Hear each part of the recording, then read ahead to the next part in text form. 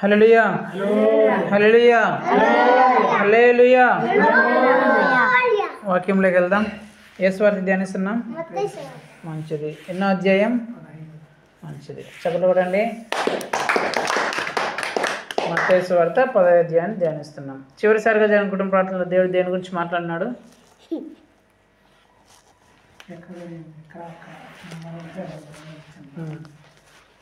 అక్కడ జరిగిన అక్కడ ఎవరికి వచ్చినారు? అక్కడ జరిగిన కుటుంబ ప్రార్థన, అక్కడ జరిగిన కుటుంబ ప్రార్థనలో దేవుడు దేని గురించి మాట్లాడినాడు?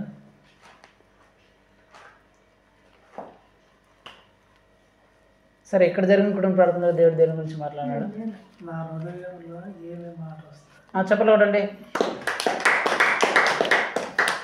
మన జీవితం ఎలా ఉండేది అది దేని మీద ఆధారపడి ఉంటుంది? మన హృదయంలో, మన మనసులో వచ్చే ఆలోచనలు బట్టే ఆధారపడి ఉంటుందని చెప్పేసి దేవుడు ఇక్కడ జరిగిన కుటుంబ ప్రార్థనలో మాట్లాడుతున్నాడు. అక్కడ జరిగిన కుటుంబ ప్రార్థనలో దేవుడు దేని గురించి మాట్లాడినాడంటే, ఉదయకాల సమయం లేవగానే నువ్వు వేటి కోసం ప్రార్థన చేయాలా అనే అంశం గురించి మాట్లాడినాడు. లేవగానే మనం ప్రార్థన చేస్తాం కదా, రకరకాల వాటి కోసం ప్రార్థన చేస్తాం. అయితే వేకువజామున లేవగానే దేనికోసం ప్రార్థన చేయాలనే అంశం గురించి దేవుడు మాట్లాడినాడు. ఒకవేళ మీరు వినకపోతే యూట్యూబ్లో ఉంటుంది కాబట్టి, మన ఛానల్లో ఉంటుంది కాబట్టి వెళ్ళి విని ఆశీర్వదించబడాలని మీకు అందరికి తెలియజేస్తున్నాను. హల్లెలూయా. సరే, దేవుడు ఈరోజు ఏం మాట్లాడతాడో చూద్దాం. మత్తయి సువార్త 15వ అధ్యాయం 7, 8, 9 అన్నీ కలిపి ఉంటుంది. తమ పెద్దలతో నన్ను గణపరిచెదరు గాని వారి హృదయము నాకు దూరముగా ఉన్నది. దేవుడి వాక్యం ద్వారా మనందరితో మాట్లాడను గాక. చెప్పేటప్పుడు నన్ను చూస్తా వినాలి, ఇంకే బైబుల్ కానీ ఏమని చూడకూడదు. సరేనా? వినండి. ఇక్కడ దేవుడు ఏమని చెప్తున్నాడంటే, ఈ ప్రజలు తమ పెదవులతో నన్ను గణపరుస్తున్నారు కానీ వారి హృదయము నాకు దూరముగా ఉన్నది అని దేవుడు చెప్తున్నాడు. మనకు అర్థమయ్యే భాషలో చెప్పాలంటే, ఈ ప్రజలు తమ నోటితో యేసయ్య యేసయ్య యేసయ్య అంటే నాకు చాలా ఇష్టం, యేసయ్య అంటే నాకు ప్రేమ ఎక్కువ, యేసయ్యే నాకు అన్నీ అని నోటితో చెప్తున్నారంట, మాటలతో చెప్తున్నారంట. యేసుప్రభు అంటే నాకు చాలా ఇష్టం, యేసుప్రభు అంటే నాకు చాలా ప్రేమ ఉంది, యేసుప్రభు కోసం నేను ఏమని చేస్తానని చెప్పేసి నోటితో చెప్తున్నారంట. కానీ వారి మనసు మాత్రం ఆయన దూరంగా ఉంది అని దేవుడు చెప్తున్నాడు. వాళ్ళు నోటితో ఏమో నాకు యేసుప్రభు అంటే చాలా ఇష్టం, నాకు యేసుప్రభు అంటే చాలా ఇష్టం అని అందరూ చెప్తున్నారు. కానీ నిజంగా చూస్తే వాళ్ళ మనసు దూరంగా ఉందంట, యేసుప్రభు దగ్గరగా లేదు అని దేవుడు చెప్తున్నాడు. ఈ అంశం నుంచి దేవుడు ఈరోజు మనందరితో ఏం మాట్లాడాలనుకుంటున్నాడంటే, నీ మాటలు ఎక్కడున్నాయి, నీ మనసు ఎక్కడుంది? చెప్పండి. నా మాట నా మనసులా? మీ గురించి చెప్పుకోండి. ఈరోజు దేవుడు మనందరితో మాట్లాడుతున్న అంశం ఏంటంటే, నీ మాటలు ఎక్కడున్నాయి, నీ మనసు ఎక్కడుంది? దేవుడు ఇక్కడ ఏం చెప్తున్నాడంటే, వారు తమ నోటితో నన్ను గణపరుస్తున్నారు తప్ప వారి మనసు మాత్రం నాకు దూరంగా ఉంది. అంటే వారు మాటలతో నా మీద ప్రేమను చూపిస్తున్నారు తప్ప నిజానికి వాళ్ళు నన్ను దూరం పెట్టినారు, నాకు దూరంగా ఉన్నారు.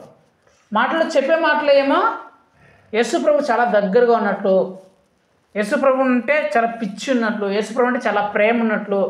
ఎవరైనా ఆ మాటలు వింటే, ఆహా యేసుప్రభు అంటే వీళ్ళకి ఎంత ఇష్టము, ఆహా యేసుప్రభు అంటే ఎంత ప్రేమ వీళ్ళకి, యేసుప్రభు అంటే ఎంత నమ్మకము, యేసుప్రభు అంటే ఎంత భక్తి, యేసుప్రభు అంటే ఎంత ప్రేమ, ఆహా యేసుప్రభు కోసం ఎంత ఆరాటపడుతున్నారు అనేలాగా ఉంటాయంట మాటలు. కానీ నిజానికి చూస్తే అసలు అది నిజమే కాదంట. వాళ్ళు యేసుప్రభు ఎంతో దూరంగా ఉన్నారంట. అసలు యేసుప్రభు దగ్గరగా లేరంట. వాళ్ళు ఎక్కడో దూరంగా యేసుప్రభుని ఎక్కడో దూరంగా పెట్టేసినారని చెప్పేసి వాక్యం చెప్తుంది. సో దేవుడు ఆ మాట చెప్తున్నాడు. దీని నుంచి దేవుడు ఏం మాట్లాడుతున్నాడు అంటే, నీ మాటలు ఎక్కడున్నాయి, నీ మనసు ఎక్కడుంది? బైబిల్లో కొంతమంది వ్యక్తులు ఉన్నారు, సేమ్ దీని నుంచే దేవుడు మాట్లాడతాడు. ఏంటి? మాటలతో యేసుప్రభు అంటే ఎక్కువ ఇష్టమని చూపిస్తున్నారంట, కానీ మనసు మాత్రం ఎక్కడో ఉందంట. మాటలేమో యేసుప్రభు దగ్గర ఉన్నాయి, కానీ మనసు చూస్తే ఎక్కడో ఉందంట. అలాగే బైబిల్లో కొందరు వ్యక్తులు ఉన్నారు, వాళ్ళ మాటలు ఎలా ఉన్నాయి, వాళ్ళ మనసు ఎక్కడుంది అనేది మనం చూసుకొని వాళ్ళ జీవితాల నుంచి మన మాటలు ఆ అంశంలో, ఆ విషయాల్లో మన మాటలు ఎక్కడున్నాయి, మన మనసు ఎక్కడుందో మనం తెలుసుకోవాలి. ఒకవేళ మనం దాని నుంచి దేవుడు ఏం మాట్లాడదంటే, నీ మాటలు ఎక్కడుండి నీ మనసు ఎక్కడుంటే నీ జీవితంలో ఏం జరుగుతుంది దేవుడు చెప్తాడు. ప్రతిరోజు కుటుంబ ప్రార్థనలో దేవుడు ఏదో ఒక విషయాన్ని గురించి మనకు నేర్పిస్తాడు కదా. ఈరోజు కూడా దేవుడు ఏం నేర్పించబోతున్నాడు అంటే, మన మాటలు ఎక్కడుండి మన మనసు ఎక్కడుంటే దానివలన మన జీవితంలో కలిగేది ఏంటి అనేది దేవుడు ఈరోజు మనందరితో మాట్లాడతారు. కాబట్టి మీరు శ్రద్ధ పెట్టి వినండి, సరేనా? మొట్టమొదటిగా బైబిల్లో మనం చూద్దాం, వాళ్ళ మాటలు ఎక్కడున్నాయి, వాళ్ళ మనసు ఎక్కడుంది చూద్దాం. ఆదికాండం 28వ అధ్యాయం 20వ వచనం నేను చదువుతున్నానండి. అప్పుడు యాకోబు, నేను తిరిగి నా తండ్రి ఇంటికి క్షేమముగా వచ్చినట్లు దేవుడు నాకు తోడయుండి నేను వెలుచున్న ఈ మార్గములో నన్ను కాపాడి తినుటకు ఆహారమును ధరించుకొనుటకు వస్త్రమును నాకు దయచేసిన ఎడల యెహోవా నాకు దేవుడై ఉండెను. మరియు స్తంభముగా నిన్ను నిలిపిన ఈ రాయి దేవుని మందిరమగును. మరియు నీవు నాకిచ్చి యావత్తులో 10వ వంతు నిశ్చయముగా నీకు చెల్లించదని మ్రొక్కెకొనును. ఇక్కడ యాకోబు అనే వ్యక్తి గురించి రాయబడింది. యాకోబు అక్కడ ఏమని ప్రార్థన చేస్తున్నాడంటే, యేసు ప్రభువారు నేను వెళ్ళే మార్గం అంతటిలో నాకు తోడయండి, నాకు కావాల్సిన అవసరాలన్నీ తీరిస్తే యేసు ప్రభువే నాకు దేవుడుగా ఉంటాడు, యేసు ప్రభువుని నేను ఎక్కువగా ప్రేమిస్తాను, యేసు ప్రభు కోసం నేను ఒక మందిరం నిర్మిస్తాను, నేను పెట్టిన ఇక్కడ రాయి మందిరంలాగా నిలబడుతుంది అని చెప్పేసి యేసు ప్రభు మీద ప్రేమని ఎక్కువ చూపిస్తున్న మాటలు ప్రార్థన రూపంలో చెప్తున్నాడు. తర్వాత జరిగితే 29:18 వచనం చదువుతాను చూడండి. యాకోబు రాహేలును ప్రేమించి నీ చిన్న కుమార్తె అయిన రాహేలు కోసము నీకు 7 సంవత్సరాలు కొలువి చేసేదనెను.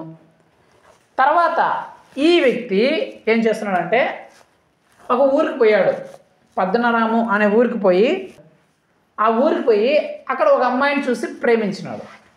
ఒక అమ్మాయిని చూసి రాహేలు అనే ఒక అమ్మాయిని చూసి ప్రేమించి వాళ్ళ నాన్నతో ఏమని చెప్తున్నాడంటే, మీ అమ్మాయిని నేను ప్రేమించినాను, మీ అమ్మాయి కోసం నేను 7 సంవత్సరాలు నీ దగ్గర జీతగాడిగా నేను పని చేస్తాను అని చెప్తాడు. తర్వాత 30వ వచనం. యాకోబు రాహేలును కూడెను, మరియు అతడు లేయా కంటే రాహేలును బహుగా ప్రేమించి అతనికి మరి 7 ఏండ్లు కొలువు చేసెను. మళ్ళీ ఇక్కడ ఏం జరుగుతుందంటే, తన అమ్మాయి కోసం రాహేలు కోసం 7 సంవత్సరాలు జీతగాడిగా పనిచేస్తే వాళ్ళ నాన్న ఏం చేస్తాడంటే, రాహేల్కు ఒక అక్క ఉంటుంది లేయా అనే అమ్మ, ఆమెకి ఏంటంటే జబ్బు కళ్ళు సరిగ్గా కనిపించవు. ఈ కాలంలో లైట్లు ఉన్నాయి కదా, ఆ కాలంలో లైట్ లేని కాలం. ఏం చేస్తారంటే, ఆ రాత్రికాల సమయంలో రాహేల్ కాకుండా వాళ్ళ అక్కని మోసం చేసి వాడికి భారీగా ఇచ్చేస్తాడు. భారీగా అతను స్వీకరిస్తాడు. పొద్దున్న లేచి చూస్తే అక్కడ రాహేల్ ప్లేస్లో లేయా ఉంటుంది. లేయా ఉండడం వల్ల ఇతను మోసపోయాడని అర్థమవుతుంది. తర్వాత మళ్ళీ వాళ్ళ మామ దగ్గర పోయి, ఇదేంటి ఇట్లా చేసినారు, నేను రాహేల్ కోసం మీ దగ్గర పనికి చేరితే నువ్వేమి వాళ్ళ అక్కని ఇచ్చినావు, నాకు ఇది కోసం అంటే, అప్పుడు వాళ్ళ నాన్న చెప్తాడు ఏమంటే, పెద్ద కూతురికి పెట్టుకుని అలాగే చిన్న కూతురికి పెళ్లి చేస్తే ఎవరన్నా ఏమన్నా అంటారు, కాబట్టి మేము పెద్ద కూతురికి ఇచ్చినాము, నీకు రాహేల్ కావాలంటే ఇంకో 7 సంవత్సరాలు కొలువు చేయి అని చెప్తాడు. వాడు ఒప్పుకొని, అతని ప్రేమ ఉంది కాబట్టి బాగా ప్రేమించినాడు కాబట్టి ఆ 7 సంవత్సరాలు 14 సంవత్సరాలు ఆ అమ్మాయి కోసం కొలువు చేసి ప్రేమించి ఆ అమ్మాయిని భారీగా చేసుకుంటాడు. భారీగా చేసుకున్న తర్వాత ఒక మాట మీకు చూపిస్తాను. 31వ అధ్యాయం 38 నుంచి నేను చదువుతాను, మీరు వినండి. ఈ 20 ఏండ్లు నేను నీ యొద్ద ఉంటిని, నీ గొర్రెలనైనను మేకలనైనను ఈచుకొని పోలేదు, నీ మంద పొట్టేలను నేను తినలేదు. దుష్టమృగముల చేత చీర్చబడిన దాన్ని నీ యొద్దకు తేక ఆ నష్టమును నేనే పెట్టుకొంటిని. పగటి యందు దొంగిలింపబడిన దాన్ని నేమి, రాత్రి యందు దొంగిలింపబడిన దానేమి నా యొద్ద పుచ్చుకుంటివి. నేను ఇలాగుంటిని, పగటి ఎండకును రాత్రి మంచుకును నేను క్షీణించి తిని, నిద్ర నా కన్నులకు దూరమాయను. ఇది వరకు నీ ఇంటిలో 20 ఏండ్లు ఉంటిని, నీ 2 కుమార్తెల నిమిత్తం 14 ఏండ్లను, నీ మంద నిమిత్తం 6 ఏండ్లు నీకు కొలువు చేసి తిని, అయినను నీవు నా జీతము 10 మార్లు మార్చితివి. ఇక్కడ ఏం చెప్తున్నా అంటే, యాకోబు ఆ వాళ్ళ మామతో ఏం చెప్తున్నా అంటే, మామగారండి 20 సంవత్సరాలు నేను నీ కోసం ఇక్కడ ఉన్నా, ఆ అమ్మాయి కోసం నేను ఉన్నా. ఈ 20 సంవత్సరాల్లో పోయిన గొర్రెలన్నీ ఏడన్నా గొర్రెలు మేపుకోవడం పోతే ఆ నష్టాన్ని నేనే భరించుకున్నా. ఎండకి ఎండా, వానకు తడిసా, కన్నులకు నిద్రే కరువు అయిపోయింది, ఆహారం లేక అలమటించిపోయా. 10 సార్లు నువ్వు జీతం మార్చినావు, ఎప్పుడు జీతం అంతా కటింగే, 20 సంవత్సరాలు నేను కొలువు చేస్తే నాకు జీతం పెరగాలి తప్ప ఎప్పుడు కటింగ్ పోయినా నాకు జీతంలో ఏమీ సంపాదించుకోకుండా ఒట్టి చేతులతో మిగిలిపోయినా అని యాకోబు తన బాధనంతా చెప్తున్నాడు. దీని నుంచి నేనేం చెప్పాలనుకున్నానంటే, ఇతను నోటి మాటలతో ఏం చెప్పినాడు, యేసు ప్రభువే నాకు దేవుడు, యేసు ప్రభుని నేను ఎక్కువగా ప్రేమిస్తున్నాను, యేసు ప్రభు అంటే నాకు చాలా ఇష్టం అని నోటి మాటలతో చెప్పినాడు. కానీ 20 సంవత్సరాలు ఎవరు అతని మనసు అంతా ఎవరి మీద ఉంది, ఆ ప్రేమించిన అమ్మాయి మీద. ఆ అమ్మాయిని ఎలాగైనా సరే సంపాదించుకోవాలని ఆ అమ్మాయి చుట్టే మనసు తిరుగుతుంది. అంటే కొందరు ఏం చేస్తారంటే, యేసుప్రభు అంటే నాకు చాలా ఇష్టం, యేసుప్రభు అంటే నేను ఎక్కువ ప్రేమిస్తున్నాను, యేసుప్రభు అంటే మించింది ఏది లేదని చెప్తారు. కానీ ఒక అబ్బాయిని ఇష్టపడతారు, ఒక అమ్మాయిని ఇష్టపడతారు, ఎవరు ఇష్టపడిన కోసం వాళ్ళ మనసు అంతా ఆ అమ్మాయి చుట్టే, ఆ అబ్బాయి చుట్టే తిరుగుతూ ఉంటుంది. ఆ అమ్మాయి కోసం, ఆ అబ్బాయి కోసం తిండి మానేస్తారు, నిద్ర మానేస్తారు, ఎండకు ఎండతారు, వానకు తడుస్తారు, పడిన పాటలన్నీ కష్టాలన్నీ పడతారు, ఏవేవో చేస్తారు, ఎక్కడో చేస్తారు, ఇట్లా యాకోబు చేసినట్లు. ఎన్ని చేసినా వీళ్ళ మనసు అంతా ఆ అమ్మాయి చుట్టే, ఆ అబ్బాయి చుట్టే తిరుగుతూ ఉంటుంది. మాటలేమో యేసు ప్రభు మీద ఎక్కువ ప్రేమనట్టు చూపిస్తారు, కానీ మనసంతా ఒక అమ్మాయి చుట్టూ, వాళ్ళు ఇష్టపడిన అమ్మాయిని చుట్టూ, వాళ్ళు ఇష్టపడిన అబ్బాయి చుట్టూ ఉంటుంది. దాని వలన వీళ్ళకి ఏం జరిగింది, ఎక్కడైతే ఇతని మాటలేమో యేసు ప్రభుదండి, మనసేమో తన ఇష్టపడిన అమ్మాయి వైపు, అబ్బాయి చుట్టూ అక్కడే ఉందో, యేసు ప్రభు దూరంగా, మనసేమో ఒక అమ్మాయి చుట్టూ, ఒక అబ్బాయి చుట్టూ, ఇష్టపడిన వాళ్ళ చుట్టూ ఉందో, ఏం జరిగింది, ఇతనికి మోసపోయాడు. ఫస్ట్ ఏం జరిగింది, మోసపోయాడు. రెండోదిగా నిద్ర లేదు, ఆహారం లేదు, క్షీణించిపోయాడు, కృషించిపోయాడు, బక్కచిక్కిపోయాడు, డబ్బులు ఆస్తి సరిగా ఏమీ లేదు. ఆ అమ్మాయి చుట్టూ, ఆ అబ్బాయి చుట్టూ ఆ మనసు ఆ అమ్మాయి వైపు వెళ్ళిపోవడం వల్ల, అబ్బాయి వెళ్ళిపోవడం వల్ల మొట్టమొదటిగా మోసపోయినాడు. రెండోదిగా ఆహారం లేదు, తిండి లేదు, నిద్ర లేదు సరిగ్గా. చూడండి, కాలంటే యవనస్తున్నాం వాళ్ళు ఎవరైనా అబ్బాయిని కానీ అమ్మాయిని కానీ ప్రేమ పేరుతో వాళ్ళు ఇష్టపడినారనుకో, వాళ్ళు మళ్ళీ వాళ్ళ మనసు అంతా ఎవరి చుట్టూ తిరుగుతుంటుంది, ఆ అమ్మాయి చుట్టే, ఆ అబ్బాయి చుట్టే. ఏం చేస్తుందో, ఏం చేస్తున్నాడో, తిన్నాడో లేదా, ఇంకా ఫోన్లు ఎత్తుకుంటే గంటలు, అది అర్ధరాత్రి అయినా, పగలైనా, రాత్రి అయినా, ఎండైనా, వానైనా, అసలు వాళ్ళకి అసలు ఏమి తెలియదు. ఆ చాటింగ్లు, ఆ ఫోన్లు అవే మాట్లాడుకుంటారు. తింటారో తెలియదు, తినలో తెలియదు, ఏం చేస్తున్నారో తెలియదు, వాళ్ళకే తెలియదు. విపచ్చంగా చేస్తారు, అన్నం తినరు. అన్నీ అయిపోయిన తర్వాత లాస్ట్కి ఏమైపోతుంది, నన్ను మోసం చేసినాడు, ఆ అబ్బాయి నన్ను ఇట్లా వాడుకొని వదిలేసినాడు, ఈ అమ్మాయి నన్ను ఇట్లా వదిలేసి వేరే వాడితో వెళ్ళిపోయింది అని చెప్పేసి ఓని ఏడుస్తూ ఉంటారు. ఇప్పుడు యాకోబు పరిస్థితి కూడా అంతే. మాటలేమో చెప్పినాడు, నాకు యేసు ప్రభు అంటే చాలా ఇష్టం, కానీ మనసంతా ఒక అమ్మాయి చుట్టూ పోయి మోసపోయాడు. మోసపోవడమే కాకుండా నిద్ర లేదు, ఆహారం లేదు, తిండి లేదు, లాస్ట్ చేతిలో చిల్లి గవ్వకోలేదు, ఆస్తి అంతా కోల్పోయినాడు, ఏ జాబు లేక దిక్కుమాలలాగా చెప్తున్నాడు అతని బాధ. 20 సంవత్సరాలు నేను ఈ అమ్మాయి కోసం కొలువు చేస్తే నాకు దొరికింది ఇది, ఏంది, నిద్ర లేదు, ఆహారం లేదు, తిండి లేదు, డబ్బులు లేవు, ఏమి లేవు, ఇట్లా గొర్రెల మధ్య పనికిమాలినలాగా ఇట్లా పడిపోయినాడని చెప్పేసి బాధతో తన మామకంతా చెప్తున్నాడంట. సంసోను అనే వ్యక్తి కూడా ఉన్నాడు బైబిల్లో. ఆ సంసోను విషయం ఏంటంటే, సంసోను దేవుని కోసం ప్రతిష్ఠించబడ్డాడు.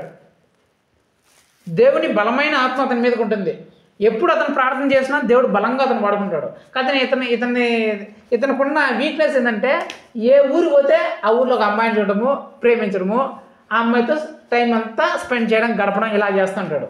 ఏ ఊరు పోనేలే, గాజానూరు పో, లేకపోతే ఇంకో ఊరు పో, ఇంకో ఊరు, ఏ ఊరు పోతే ఆ ఊరిలో ఉండే ఒక అమ్మాయిని చూడడము, ఆ అమ్మాయిని ప్రేమించడము, ఆ అమ్మాయి బాగుందని చెప్పడం, ఆ ఊరిలో ఉన్నంతకాలం ఆ అమ్మాయి చుట్టూ తిరుగుతూ ఉండడం. ఏం జరుగుతుందంటే, దెలీలా అనే ఒక గాజాను ఊరికి పోతాడు, దెలీలా అనే ఒక అమ్మాయిని చూస్తాడు, ఆ అమ్మాయిని చూసి ప్రేమిస్తాడు. ఆ అమ్మాయితో ప్రేమించి ఆ అమ్మాయితోనే బాగా హాయిగా ఎంజాయ్ చేస్తూ ఆ అమ్మాయితోనే గడుపుతూ ఉంటాడు. యేసుప్రభు గురించి మర్చిపోయి ఉంటాడు. ఈ అమ్మాయి ప్రేమలో పడిపోయి ఈ అమ్మాయి చుట్టే తిరుగుతూ, ఈ అమ్మాయి ఆలోచనలో, ఈ అమ్మాయిలోనే, ఈ అమ్మాయిలో ఉంటూ, ఈ అమ్మాయితో షికారికి అట్లా ఇట్లా తిరుగుతూ అమ్మాయి మోజులు కూడా అమ్మాయిలో ఉండిపోతాడు. చివరికి ఏం జరుగుతుందంటే, ఈ అమ్మాయి ప్రేమించిన ఈ అమ్మాయి ఈ సంసోన్ని తన శత్రువులు పట్టించేస్తుంది, మోసం చేసి. ప్రేమించిన అమ్మాయే, తన సంసోన్ని ఎక్కువగా ప్రేమించాడు, తన ప్రాణం కంటే ఎక్కువ అనుకుంటాడు ఆ అమ్మాయిని. ఆ అమ్మాయి ఏం చేస్తుందంటే ఇతన్ని మోసం చేసి తన శత్రువులు పట్టించేస్తుంది. ఏం జరుగుతుందంటే, ఆ శత్రువులు ఇతను కళ్ళు పీకేస్తారు.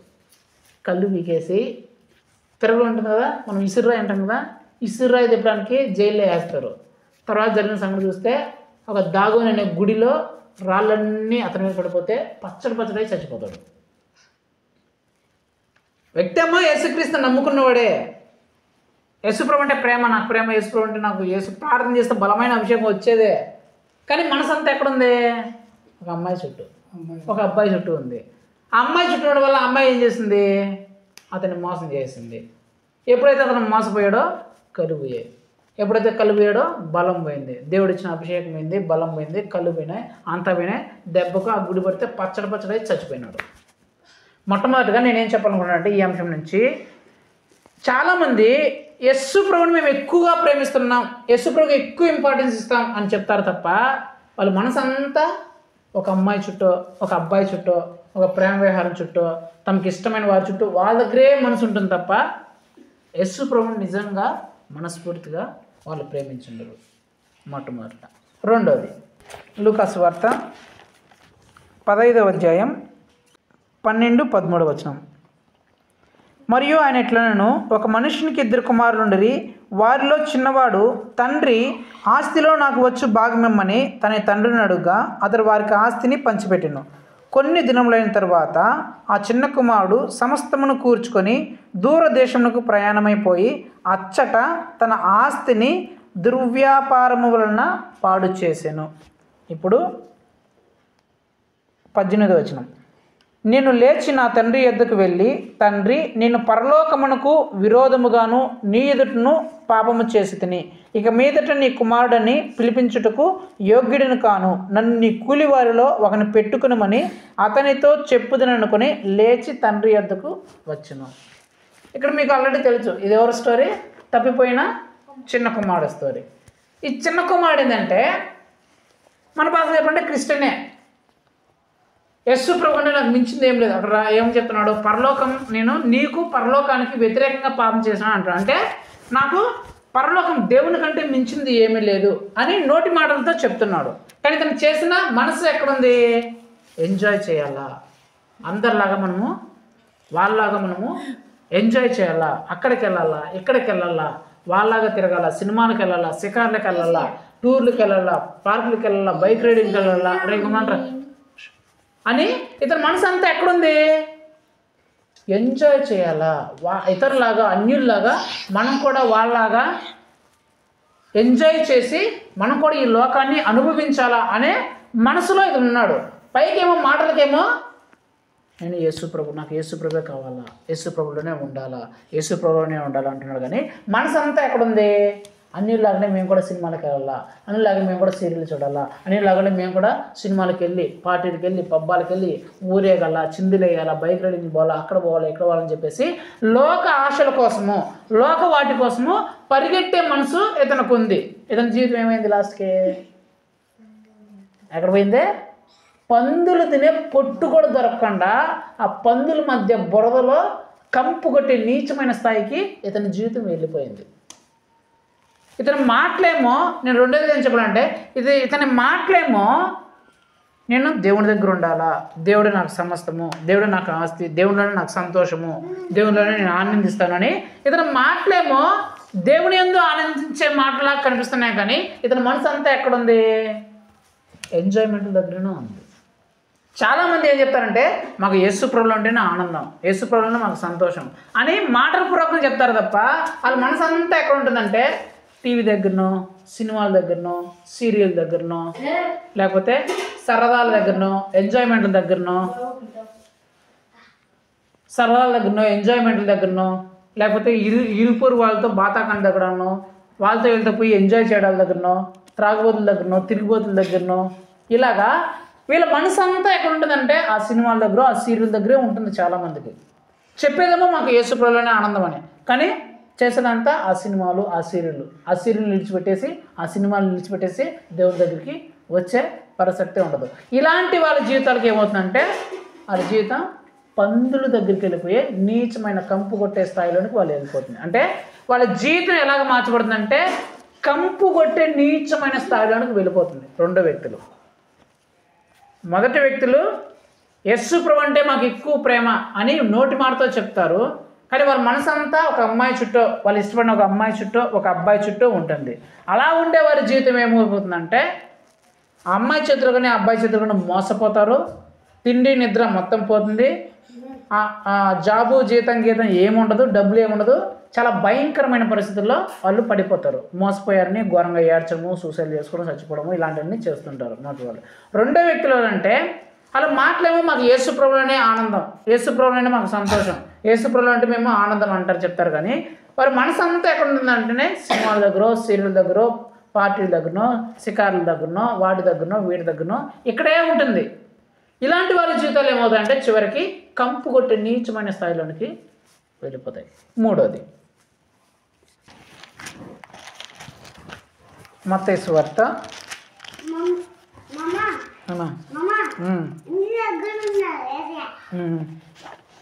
వినండి. మత్తయి సువార్త 26వ అధ్యాయం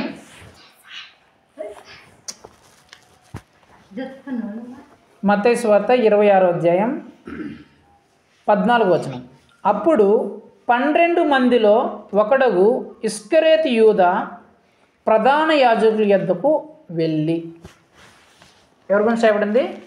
ఇస్కరేతు యూదా. ఈయనెవరు? యేసు ప్రభు 12 మంది శిష్యుల్లో ఒక్కడు. యేసు ప్రభుతో తిరిగినవాడు, యేసు ప్రభు చేసిన అద్భుతాలను చూసినవాడు. ఇతనే స్వయంగా యేసు ప్రభు పంపిస్తే అద్భుతాలు చేసిన వ్యక్తి ఇతను ఇప్పుడు ఎక్కడున్నాడంట? ప్రధాన యాజకుల దగ్గర వెళ్ళాడంట. ప్రధాన యాజకులు ఎవరు? వాళ్ళు యేసు ప్రభును ఎప్పుడెప్పుడు దొరికితే చంపేద్దామా అని కనిపెట్టి చూస్తున్న వ్యక్తులు ఆ ప్రధాన యాజకులు. సో ఈ ఇస్కరేతు యూదా, యేసు ప్రభుతో ఉన్న ఈ ఇస్కరేతు యూదా ఇప్పుడు ఎవరి దగ్గర ఉన్నాడంట? ఇతని మనసు అంతా ఎక్కడుంది? ఆ ప్రధాన యాజకుల దగ్గర ఉంది. అంటే నేనేం చెప్పాలనుకున్నానంటే, ఉన్నదేమో యేసు ప్రభు దగ్గరే, నేను యేసు ప్రభు దగ్గరే ఉంటాను, యేసు ప్రభుతోనే ఉంటాను, యేసు ప్రభు వాళ్ళతోనే ఉంటాను, యేసు ప్రభుకు సంబంధించిన క్రైస్తవులతోనే నా సహవాసం ఉంటుందని చెప్తున్నాడు. కానీ ఇతని మనసు అంతా ఎక్కడుంది? అన్యుల దగ్గరే ఉంది, ఆ ప్రధాన యాజకుల దగ్గరే ఉంది. ఎప్పుడు ఆ ప్రధాన యాజకుల దగ్గర పోయి యేసు ప్రభు గురించి ఇన్ఫర్మేషన్ చేద్దామా అని చెప్పేసి ఇతని మనసంతా ఆ ప్రధాన యాజకుల దగ్గరే, ఆ అన్యుల దగ్గరికి వెళ్దాము, అన్యుల దగ్గరే ఉందాము, అన్యులతోనే మనం కలుద్దాము అనే ఉద్దేశంలో ఉన్నాడు. నెంబర్ 1. నెంబర్ 2 ఏంటంటే, ఇందులో 2 అంశం కూడా చెప్తున్నాను.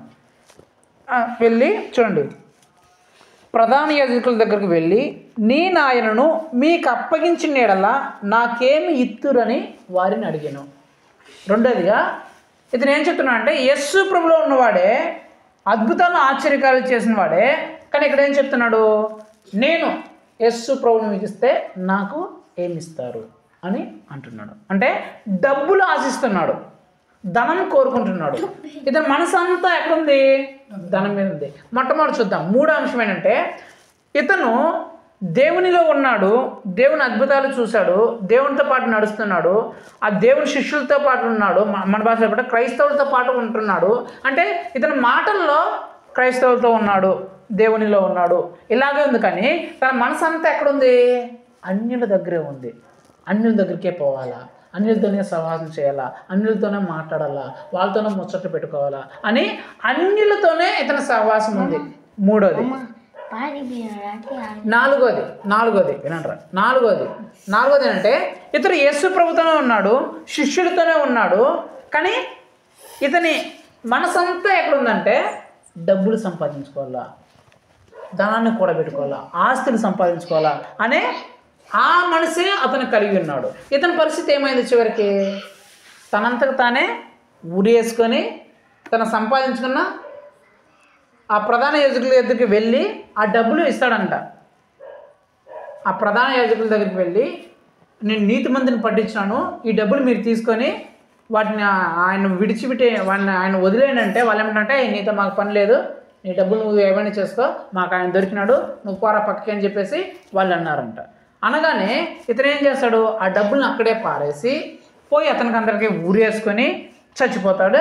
చచ్చిపోతే కింద పడి పొట్ట పగిలి బయటకు వచ్చేసి చచ్చిపోతాడు. నేనేం చెప్పాలనుకుంటున్నా అంటే, ఇతను నోటి మాటలనేమో నేను యేసు ప్రభు వారితోనే ఉంటాను, క్రిస్టియన్తోనే సహవాసం చేస్తాను, క్రైస్తవులతోనే సహవాసంలో ఉంటాను, వారితో నేను తిరుగుతాను అని చెప్తున్నా. కానీ ఇతని మనసు అంతా ఎక్కడుందంటే అన్యుల దగ్గరే ఉంది. అన్యులతోనే సహవాసం చేస్తున్నాడు, అన్యుల దగ్గరికే వెళ్తున్నాడు, అన్యులతోనే గడుపుతున్నాడు, అన్యులతోనే తింటున్నాడు, అన్యులతోనే ఉంటున్నాడు. ఇతనికి ఏమైంది? ఇతని జీవితంలో ఏమైందంటే, ఏ అన్యులతో ఇతను సహవాసంలో ఉన్నాడో తనకు అవసరమైనప్పుడు ఆ అన్యుల దగ్గరికి పోయి ఆ నీతిమంతుని వదిలేయంటే, నీతో మాకేం సంబంధం రా, నీతో మాకు అవసరం తీరిపోయింది, పక్కకు అన్నారంట. అంటే నేను చెప్పాలనుకుంటున్నానంటే మూడో అంశంగా, ఎవరైతే మేము యేసు ప్రభుతోనే ఉంటామండి, క్రైస్తవులతోనే సహవాసంతో ఉంటాం, క్రైస్తవులతోనే ఫ్రెండ్షిప్ చేస్తామా అని చెప్పి, కానీ వాళ్ళ మనసు అంతా అన్యులతోనే స్నేహము, అన్యుల వైపే, అన్యుల ఆలోచనలోనే, అన్యులతోనే ఉంటే వీళ్ళ జీవితంలో జరిగేదంటే, ఏ అన్యులతో అయితే వీళ్ళు సహవాసం చేశారో, ఏ అన్యుల వైపు అయితే వీళ్ళు ఉన్నారో వాళ్ళు ఆ అన్యులు వీళ్ళకి అవసరం వచ్చినప్పుడు వాళ్ళని వదిలేస్తారంట. నీ సావు నువ్వు సాగుపోరా, అదే మాట చెప్తారు అక్కడ రాబడిన మాట, నీతో మాకు ఇంకేం పని, మాకు కావాల్సిన దొరికింది, నీ సావు నువ్వు సాగుపో అంటారు. ఆ ప్రధాన యాజకులు యూదాను చూసి నీ సావు నువ్వు సాగుపో అంటారు.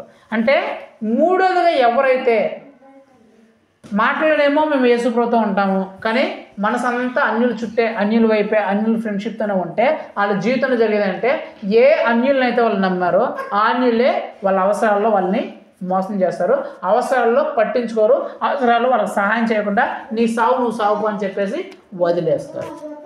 చాలామంది క్రైస్తవులుగా ఉన్నవాళ్ళే మేము క్రైస్తవులము అని చెప్పుకుంటా ఉండి కూడా యేసుక్రీస్తు బిడ్డలతో సహవాసం లేకుండా అన్యులతో సహవాసం చేస్తారు, అన్యులతో ఫ్రెండ్షిప్ చేస్తారు, అన్యులతోనే ఉంటారు, అన్యులతోనే తిరుగుతుంటారు, అన్యులతోనే తింటూ ఉంటారు. కానీ వాళ్ళకి అవసరం వచ్చినప్పుడు అన్యులు వీళ్ళకి సహాయం చేయరు. నీ సాగు నువ్వు సాగుపోరని చెప్పేసి ఒంటరిగా వదిలేసి ఎంతోమంది కృంగిపోయి బాధతో దుఃఖంతో ఏడిచి, మా ఫ్రెండ్షిప్ నా ప్రాణ స్నేహితులు అనుకున్న వాళ్ళు నన్ను వదిలేసారని ఏడ్చే వాళ్ళు ఎంతోమంది ఉన్నారు. మూడోదిగా.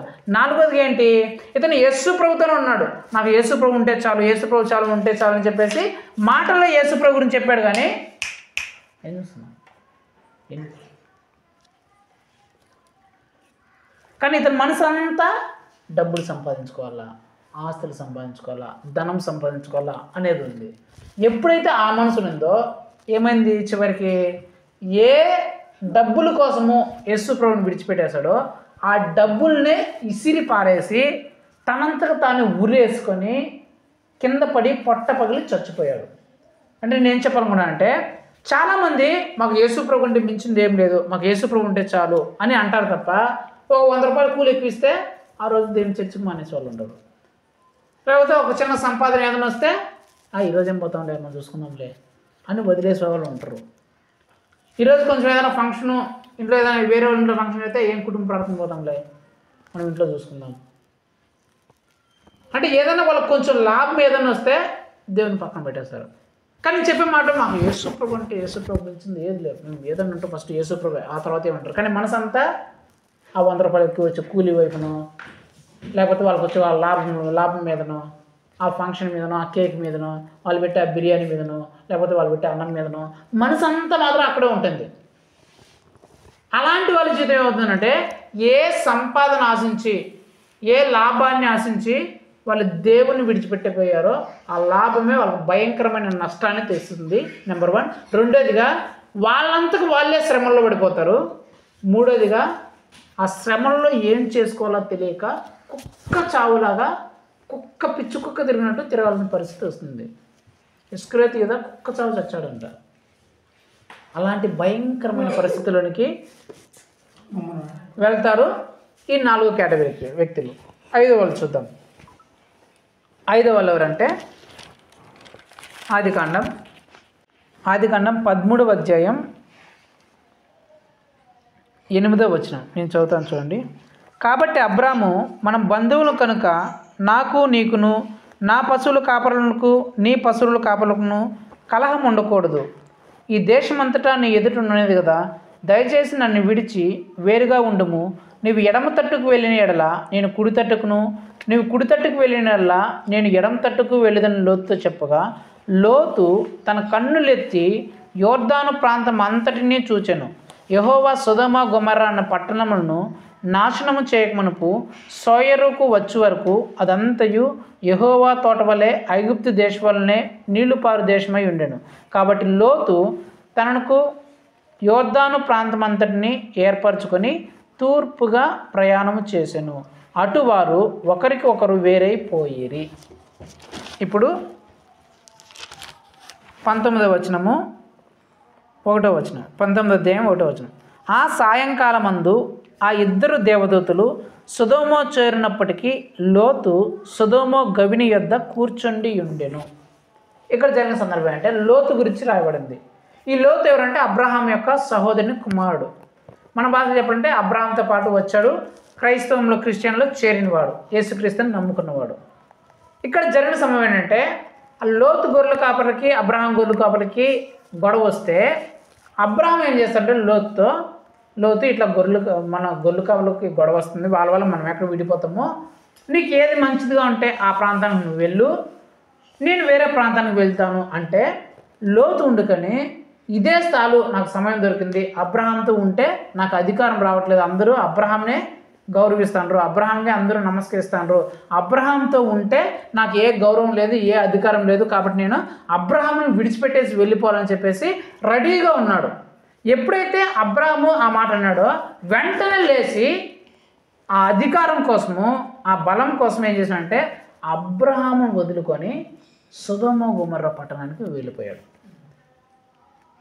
ఆ తర్వాత ఏం జరిగింది? సొదొమ గొమొర్రా పట్టణంలో మీకు తెలుసు, దేవుడు అగ్నిగంధకాల చేత ఆ పట్టణాన్ని కాల్చివేస్తే ఈ లోతు యొక్క భార్య వెనకాల చూసి ఉప్పు స్తంభం అయిపోయింది.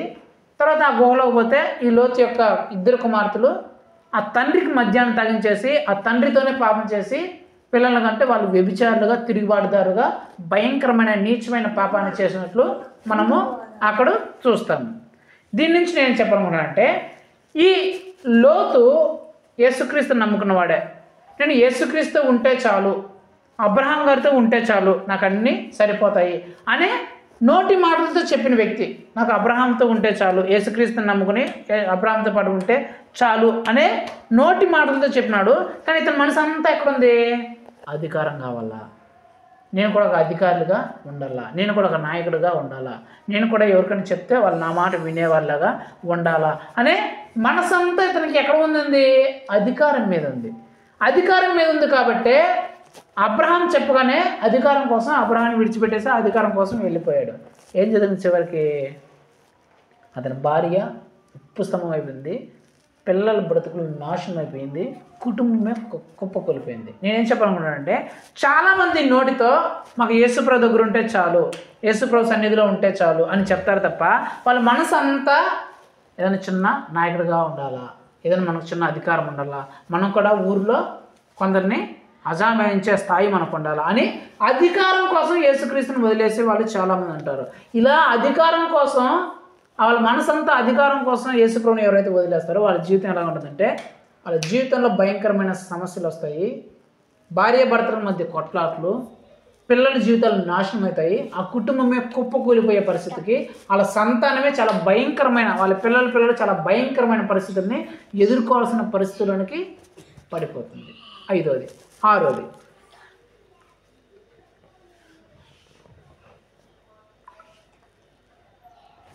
చూద్దాం. నిర్గమాకాండం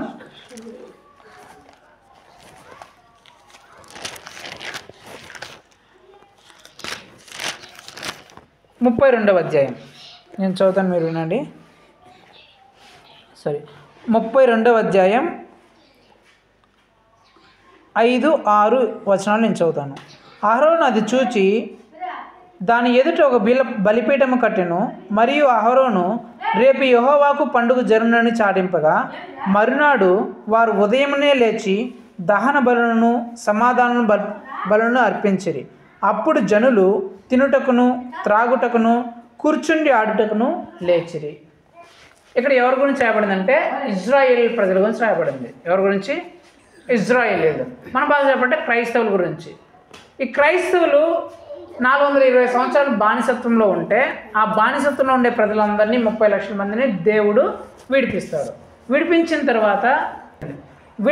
తర్వాత వీళ్ళు ఏం చేస్తారంటే ఆ బానిసత్వంలో నుంచి బయటకు వచ్చిన తర్వాత అక్కడ మోషే గారు దేవునితో మాట్లాడాలని చెప్పేసి 40 రోజులు కొండ మీదకి వెళ్ళిపోతారు. కొండ మీదకి వెళ్ళిన తర్వాత వీళ్ళు ఏం చేస్తారంటే మాకు దేవుడు ఏమైపోయాడో తెలియదు, మాకు పండగ మేము చేసుకోవాలనుకుంటున్నాను కాబట్టి మాకు దేవుని చెయ్యి అని చెప్పేసి ఒక దేవుని చేయించుకొని వాళ్ళు జాతరలు చేసుకొని తింటూ త్రాగుతూ తిరణాల జాతరలు పండుగలు అవన్నీ చేసుకొని హాయిగా ఎంజాయ్ చేస్తూ ఉంటారు. ఎంజాయ్ చేస్తూ ఉన్న తర్వాత అక్కడ ఏం జరుగుతుందంటే, అక్కడ మోషే ఆ 30 లక్షల మంది ప్రజలని ఐగుప్తు దేశం నుంచి ఆ బానిసత్వంతో తీసుకొని వచ్చేటప్పుడు వాళ్ళు ఏం చెప్తారంటే, మాకు యేసు ప్రభువే దేవుడు, యేసు ప్రభువుని తప్ప ఇంక ఏ దేవుడిని మేము పూజించము, మమ్మల్ని విడిపించిన దేవుడు యేసు ప్రభువే అని చెప్తారు నోటి మాటలతో. కానీ అక్కడ చూస్తే ఏం జరుగుతుందంట, విగ్రహాన్ని చేసుకొని పండగ చేసుకొని జాతర చేసుకొని తాగుతా తిరుగుతా డిన్నర్ చేసుకుంటే ఎగురుతాడు. తిరణాలు మనం ఎట్లా చేస్తారు, రాబోతుంది కదా ఆ తిరణాలలాగా ఎట్లా చేస్తారో అట్లా డ్యాన్స్ చేసుకుంటా తిరుగుతా ఎగురుతా మందు తాగుతా చిందులేస్తా ఎగురుకుంటా అట్లా అట్లా అంటున్నారంట. తర్వాత జరిగింది ఏం సంగతి జరుగుతుంది, మోసే వస్తాడు. మోసే వచ్చి ఎవరైతే ఇలా విగ్రహారాధన చేస్తున్నారో అందరినీ చంపేయంటే వాళ్ళ సొంత బంధువులే సొంత కుటుంబం వాళ్ళే అక్కడ వాళ్ళని చంపబారేస్తారు. నేనేం చెప్పాలనుకుంటున్నానంటే, వీళ్ళు నోటి మాటలతో ఏం చెప్తున్నాడు, మేము యేసు ప్రభువుని తప్ప ఎవరినమ్మ, యేసు ప్రభు తప్ప ఎవరి దగ్గరికి వెళ్ళాం, యేసు ప్రభువే మాకు దేవుడు, యేసు ప్రభు మాత్రమే మేము పూజిస్తాం, యేసు ప్రభు మాత్రమే మేము అనుసరిస్తామని చెప్తారు. కానీ మనసు అంతా ఎక్కడుంది, ఆ పండగల దగ్గర ఎగరాలా, ఆ పండగల దగ్గర పోవాలా, ఆ జాతరల దగ్గర పోవాలా, ఆడి ఎగరాలా, వాళ్ళలాగా మేము కూడా డ్యాన్స్లో వెళ్ళాలా, మేము కూడా వాళ్ళలాగా వాళ్ళు ఎగురుతున్నట్లు మేము కూడా అక్కడికి పోవాలా, వాళ్ళతో పాటు మేము కూడా ఉండాలా, ఆ జాతరలో ఎంజాయ్ చేయాలి, ఆ పండుగలో ఎంజాయ్ చేయాలని చెప్పేసి వీళ్ళ మనసు అంతా ఎక్కడుందంటే ఆ పండుగల మధ్య జాతరల మధ్య దగ్గరే ఉంది.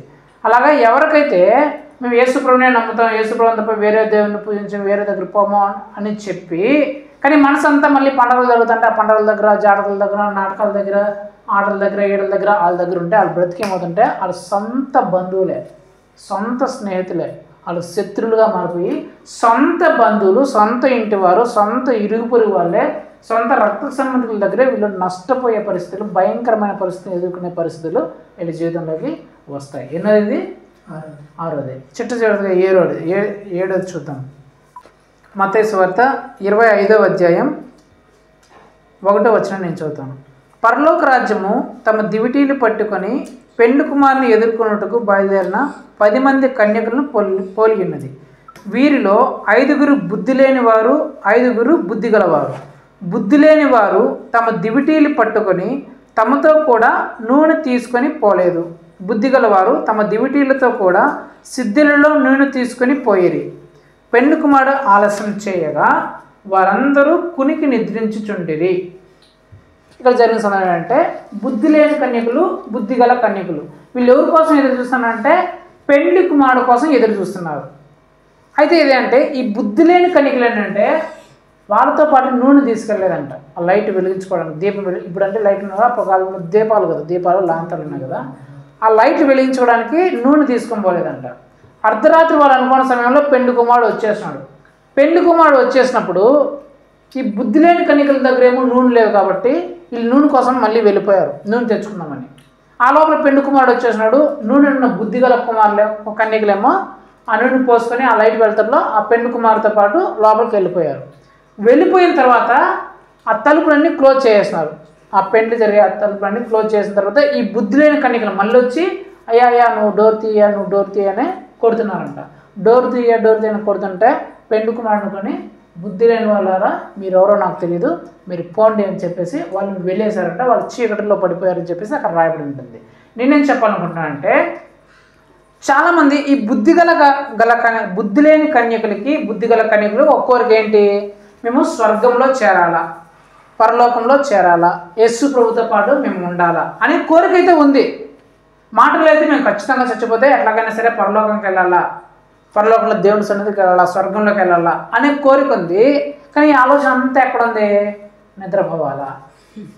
నూనె గురించి ఆలోచన లేదు, నూనె తెచ్చుకోవడం లేదా, నిద్రపోవాలా, ఆ లోకంలో ఉండాలా, అట్లా ఉండాలా, ఎట్లా ఉండాలా, ఈ ఆలోచనలో ఉంది. వాళ్ళ మనసు అంతా ఎక్కడుందంటే ఆ నిద్రపోవాలా, పుణుకాలా, ఆ లోకం సంబంధించిన విషయాలే, ఆ మెలుగు లేనితనమే, ఆ లోక విషయం మీదే, ఆ సంగతుల మీదే వెళ్తుంది. కాబట్టి చివరిగా వీళ్ళు బతికి ఏమైందంటే ఆ స్వర్గాన్ని వాళ్ళు కోల్పోయారు, పరలోకానికి వెళ్ళాల్సిన భాగ్యం కోల్పోయి కటిక చీకట్లో అంటే నరకంలోనికి తోసివేయబడ్డారు. నేను దీని నుంచి ఏం చెప్పాలనుకుంటే, చాలామంది మాటల్లో చెప్తుంటారు మేము ఎలాగైనా సరే స్వర్గంలోనికి ప్రవేశించాలా, పరలోకంలో దేవుని సన్నిధిలో వెళ్ళాలా, యేసు ప్రభువుని మేము పరలోకంలో చూడాలా అని చాలామంది కోరుకుంటుంది. కానీ మాటలు వాళ్ళు చెప్తారు మేము పరలోకి వెళ్ళాలని చెప్తారు, కానీ వాళ్ళ మనసు అంతా ఎక్కడ ఉందంటే ఆ లోకంలోనే ఉంటుంది, ఆ నరక పనుల్లోనే ఉంటుంది, ఆ లోక విషయాల్లోనే ఉంటుంది, లోక ఆలోచనలోనే ఉంటుంది.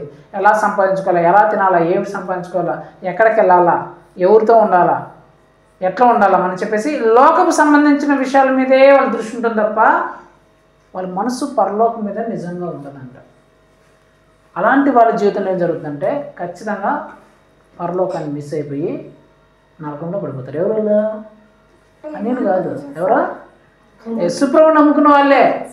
యేసుప్రభుని నమ్ముకున్న వాళ్ళే, క్రైస్తవులుగా బ్రతుకున్న వాళ్ళే, పరలోకం పోవాలని ఆశ పెడుతూ బతుకున్న వాళ్ళే నరకంలో పడిపోయారంట. కారణం ఏంటి? నోటితో చెప్తున్నాం మాకు పరలోకం కావాలి, మాకు స్వర్గం కావాలి, మేము చచ్చిపోతుకోవాలని, కానీ వాళ్ళ మనసు అంతా ఎక్కడుంది? ఆ నరకపు విషయంలోనే, ఆ లోకపు విషయంలోనే, లోకపు వాటి కోసమే అక్కడే ఉంది తప్ప ఇక్కడ లేదు. ఎన్ని విషయాలు చెప్పినా? 7 విషయాలు చెప్పిన. మొట్టమొదటి విషయం, నోటితో ఏమో యేసుప్రభువే నాకు, యేసుప్రభునే నేను ఎక్కువ ప్రేమిస్తానని చెప్పేవాళ్ళు ఉంటారు. కానీ వాళ్ళ మనసు అంతా ఒక అమ్మాయి చుట్టూ, ఒక అబ్బాయి చుట్టూ, తమకు ఇష్టమైన వాడి చుట్టూ, తమకు ఇష్టమైన వాటి చుట్టే ఉంటుంది. అలాంటి వాళ్ళ జీవితం ఏమవుతుందంటే మోసపోతారు. ఆహారం నీళ్ళు దొరక్క, కలిసి తినడానికి కూడా తిండి లేని ఆ భయంకరమైన పరిస్థితుల్లోకి ఆ కుటుంబాలు, వాళ్ళ జీవితాలు, వ్యక్తిగత జీవితాలు తోసివేయబడతాయి. రెండోదిగా, యేసు ప్రభు మాకు ఉంటే చాలు, యేసు ప్రభులోనే మాకు ఆనందం, యేసు ప్రభులోనే మాకు సంతోషం అంటారు తప్ప వాళ్ళ మనసు అంతా ఎక్కడ ఉంటుందంటే, ఈ లోకల్ ఎంజాయ్ల మీద, సీరియల్ మీద, సినిమాల మీద, పార్టీల మీద, ఫంక్షన్ల మీద, ఇరుగురు బంధువులు చేసే వాటి మీద, వీటి మీద ఉంటుంది. ఇలాంటి వాళ్ళ జీవితంలో ఏం జరుగుతుందంటే వాళ్ళ జీవిత స్థాయి నీచమైన కంపు కొట్టే స్థాయిలోనికి వెళ్ళిపోతుంది. మూడోదిగా, మేము యేసు ప్రభుతోనే ఉంటాము, యేసు ప్రభు బిడ్డలతోనే మేము ఫ్రెండ్షిప్ చేస్తాము అని నోటి మాటలతో చెప్తారు. కానీ వాళ్ళ ఫ్రెండ్షిప్ అంతా అన్యులతోనే ఉంటుంది, అన్యులతోనే తిరుగుతూ ఉంటారు, అన్యులతోనే చట్టాపట్టలు వేసుకొని అన్యులతోనే అన్నీ చేస్తూ ఉంటారు. వీళ్ళ జీవితం చివరికి ఏమవుతుందంటే, ఇలాంటి మనుషుల వాళ్ళ జీవితం ఏమవుతుందంటే, ఎవరినైతే వాళ్ళు అన్యులు ఫ్రెండ్షిప్ చేసుకున్నారో వాళ్ళే వీళ్ళ అవసరాల్లో వాళ్ళు తోసేస్తారు.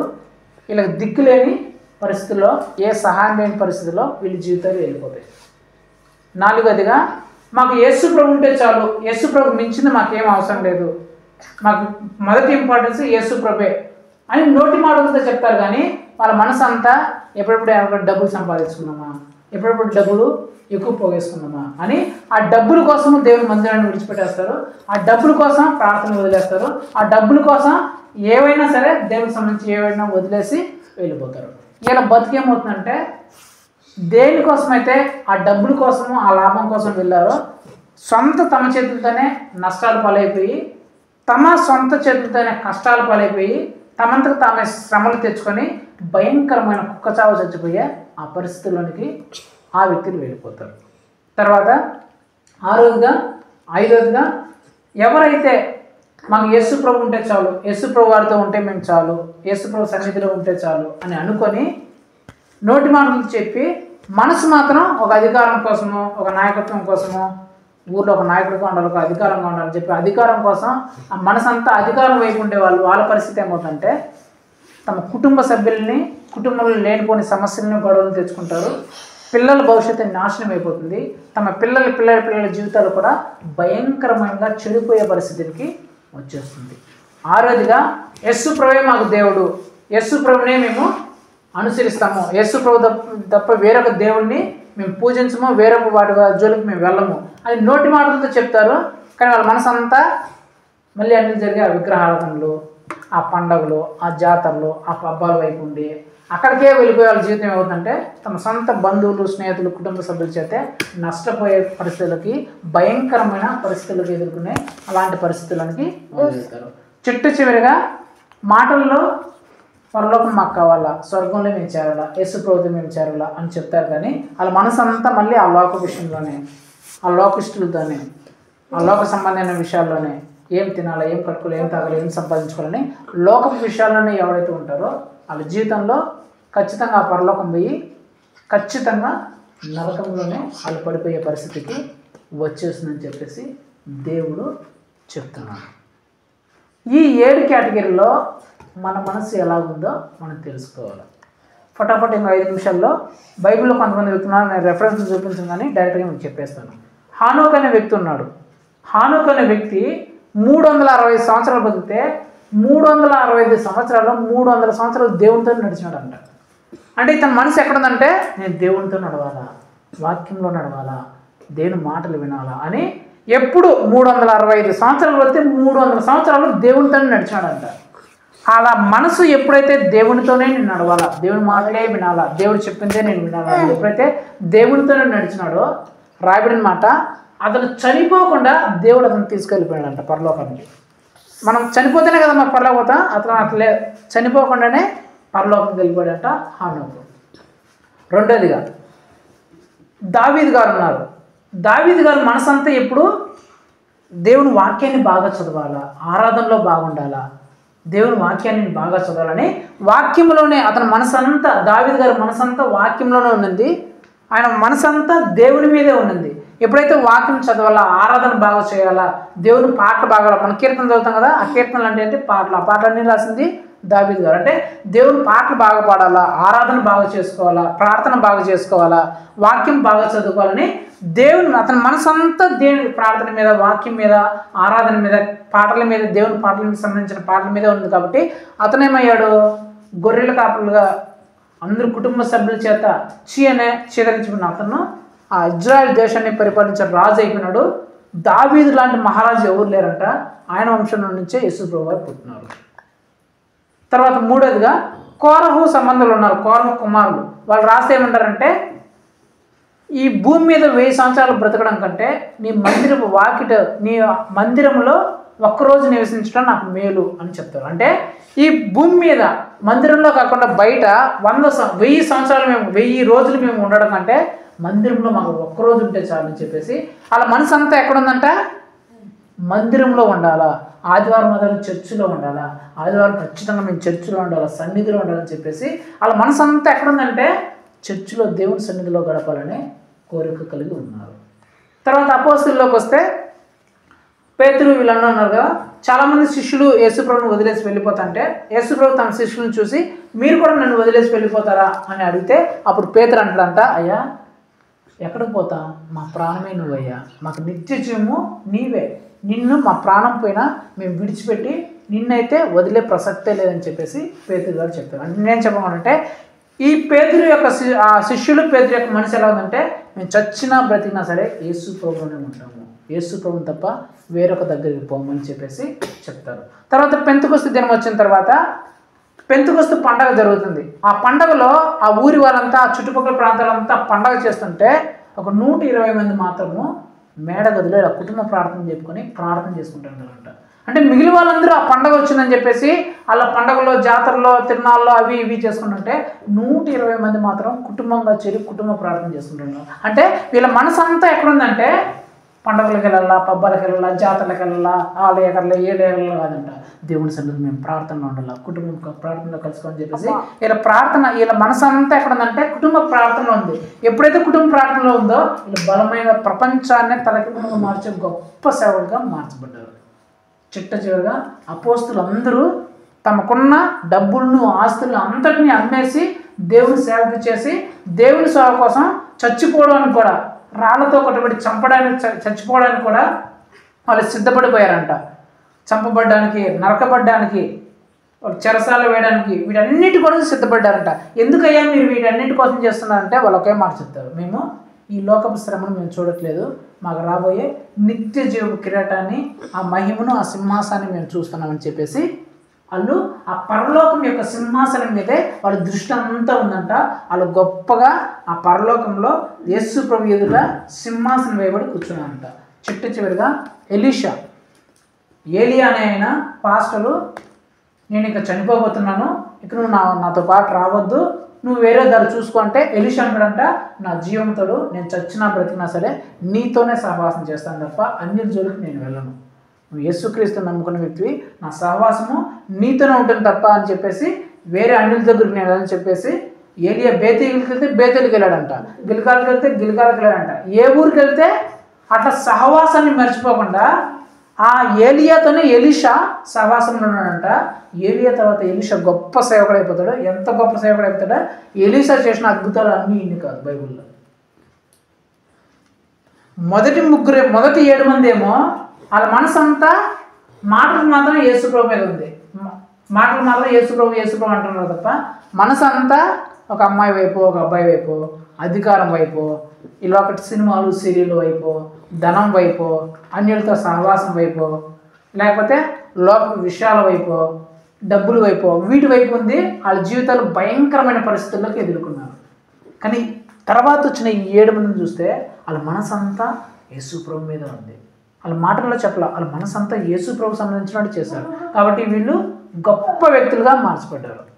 మరి మీరు ఎక్కడ, మీ మనసు ఎక్కడుంది, మీ మాటలు ఎక్కడుందో ఆలోచించుకోండి. మాటలు మాత్రం యేసు ప్రభు అని చెప్పేసి మనసు మాత్రం ఒక అమ్మాయి చుట్టూ ఒక అబ్బాయి చుట్టూ, లేకపోతే మీకు ఇష్టమైన వాడి చుట్టూ తిరుగుతున్నాయా, లేకపోతే డబ్బుల చుట్టూ తిరుగుతున్నాయా, లేకపోతే సినిమాలు సీరియల్ కోసం చుట్టూ తిరుగుతున్నాయా, లేకపోతే అన్యులతో సహవాసాల కోసం అన్యుల ఫ్రెండ్షిప్ చుట్టూ తిరుగుతున్నాయా, లేకపోతే విగ్రహాలకు సంబంధించిన పండుగల పబ్బల జాతరలు అక్కడ ఉందా నీ మనసు, లేకపోతే చివరిగా ఈ లోక విషయాల్లో ఉందా? ఈ 7 విషయాల్లో నీ మనసు ఎక్కడ ఉంది? లేకపోతే ప్రార్థనలో ఉందా, దేవునితో సమయం గడపడంలో ఉందా, వాక్యం ఇవ్వడంలో ఉందా, దేవుని పాటలు పాడడంలో ఉందా, ఆరాధనలో ఉందా, దేవుని మందిరంలో ఉండాలని ఉందా, దేవుని మందిరాన్ని కట్టించాలనే విషయంలో ఉందా, లేకపోతే సహవాసం, నేను క్రైస్తవులతోనే సహవాసంలో ఉండాలని ఉందా, లేకపోతే పరలోకం నేను ఖచ్చితంగా చేరాలా, ఎన్ని వచ్చినా సరే పరలోకం చేరాలనే అలాంటి మనసులో నువ్వు ఉన్నావా? ఏ మనసులో ఉన్నావో, నీ మనసు ఎక్కడ ఉంటుందో నీ జీవితం కూడా అలాగే మార్చబడుతుంది. మొదటి 7 విషయాల్లో నీ మనసు అంటే జాగ్రత్త. రాత్రి కాల సమయంలో మారు మనసు పొంది దేవుని సన్నిధి దగ్గర రా. నీ పరిస్థితి భయంకరంగా మార్చబడక ముందే, ఆ నిద్ర ఆహారం లేని ఆ భయంకరమైన పరిస్థితిలో పోకముందే, ఆ నీచమైన ఆ పందుల మధ్య పొరలాడే ఆ కంపు కొట్టే స్థాయికి రాకముందే, నీ స్నేహితుల చేత నువ్వు వెలివేయబడక ముందే, నువ్వు సంపాదించుకున్న ధనాన్ని వేస్ట్గా పాడేసి నీ అంతకు నువ్వే శ్రమలో పడక ముందే, ఆ నరకంలోనికి తోయబడక ముందే,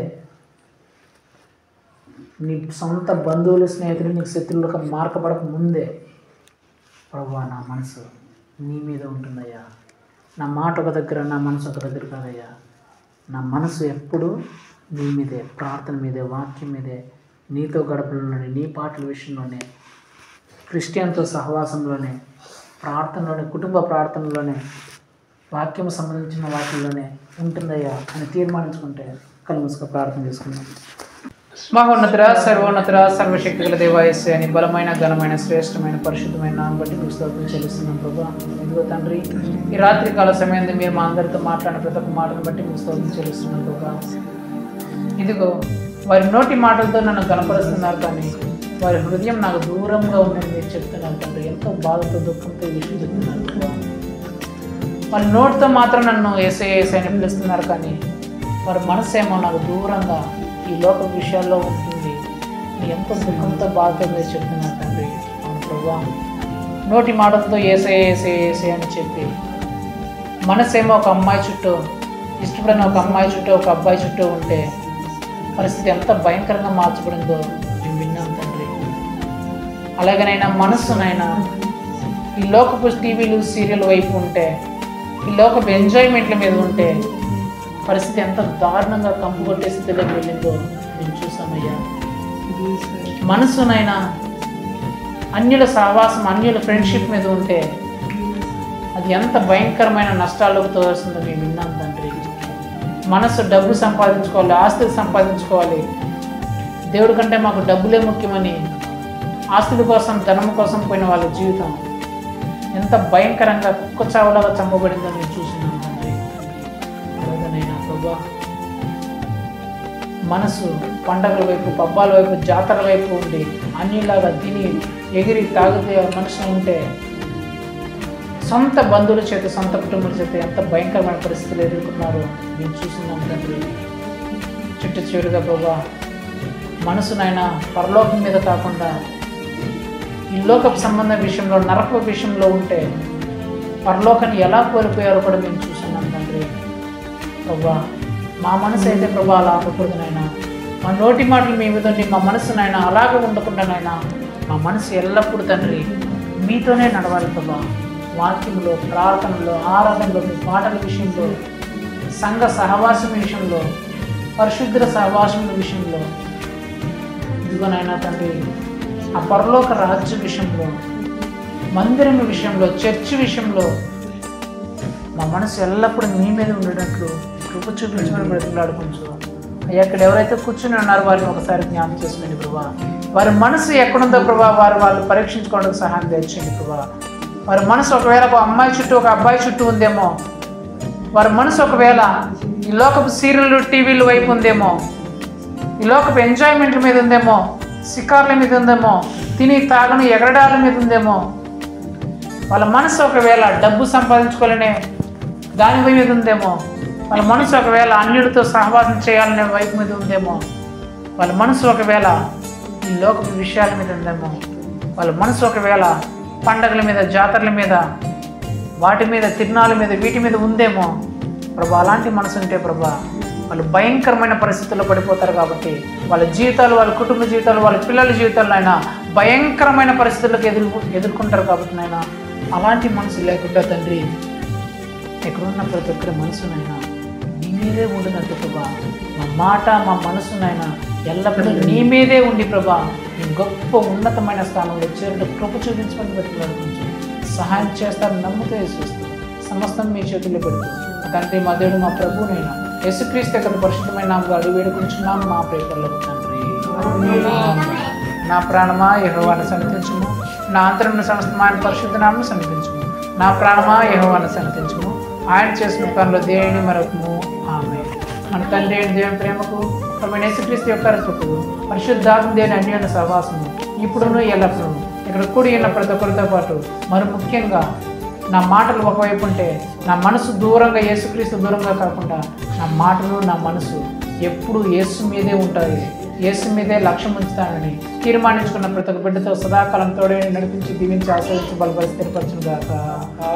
ఆమేన్. హల్లెలూయా.